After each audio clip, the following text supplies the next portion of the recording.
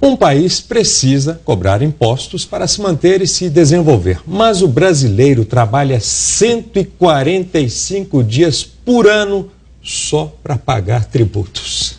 Bom, é imposto demais, né? E para alertar sobre essa situação, hoje é o dia da liberdade de impostos. Pelos cálculos de advogados tributaristas, 35% a 40% da renda da classe média são gastos com impostos.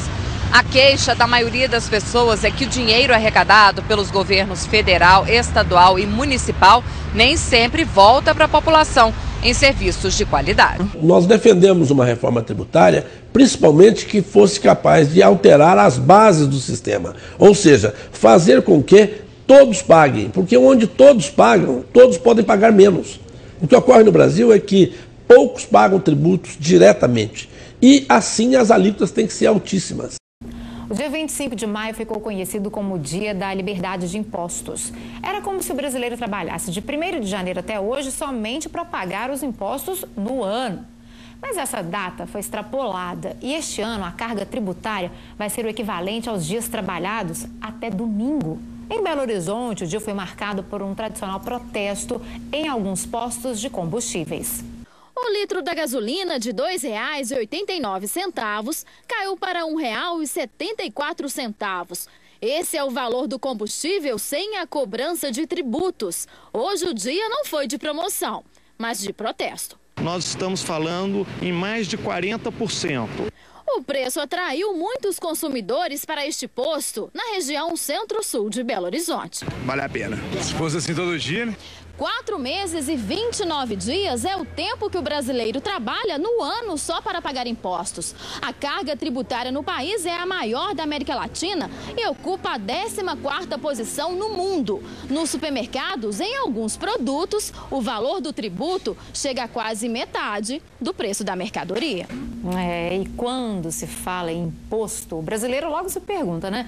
Por que até quando, até hoje, não saiu do papel a reforma tributária? E em que pé estão as discussões lá no Congresso? Quais são os verdadeiros entraves para aprovar um projeto que onere menos o nosso bolso? O repórter Carlos Augusto Soares foi buscar essas respostas para a gente e fala ao vivo agora com o Jornal Minas, segunda edição. Boa noite, Carlos. Ok, boa noite, Raquel. E quem está aqui conosco é o advogado tributarista e conselheiro da OAB, a Ordem dos Advogados do Brasil, Janir Adir Moreira. Boa noite, conselheiro. Boa noite. Nós acabamos de ver aí que o Brasil é o líder na América Latina na cobrança de impostos e um dos líderes mundiais. Há uma explicação para isso? Sim, o Estado brasileiro é muito pesado. Há necessidade de uma redução do tamanho do Estado brasileiro para poder aplicar eficientemente a receita tributária em benefício do cidadão.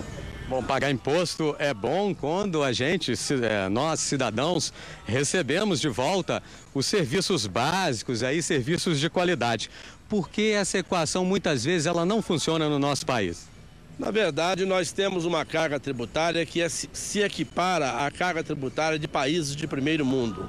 E, em contrapartida, temos serviços públicos que são de países praticamente subdesenvolvidos. Em função disso, é que nós vemos a alta representatividade dessa carga tributária. Com certeza, nós precisamos, conforme já dissemos, de diminuir o tamanho do Estado e aplicar eficientemente os recursos. E que exemplo serviria de modelo para o Brasil para que o trabalhador não fosse tão penalizado com a carga tributária? Os Estados Unidos da América, por exemplo, Alemanha, França, Inglaterra, não é? Na verdade, o que há necessidade é de uma simplificação do sistema tributário, de forma que possa distribuir a carga tributária de forma equânime para que todos paguem. E onde todos pagam, todos podem pagar menos.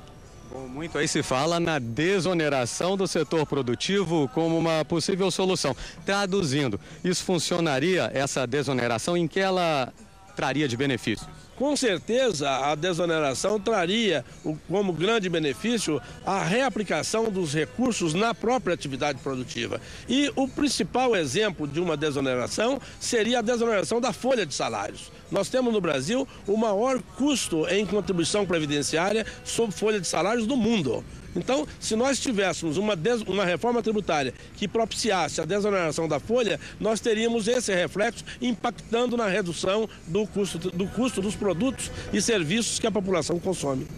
E na sua opinião, quantos impostos seriam suficientes aí para que o governo sustentasse uma boa qualidade aí nos serviços públicos e administrasse bem o dinheiro aí da comunidade sem excesso? Nós temos uma carga tributária hoje no Brasil que ronda a casa dos 40% do PIB. Já tivemos uma carga tributária em 1988 de 25% do PIB.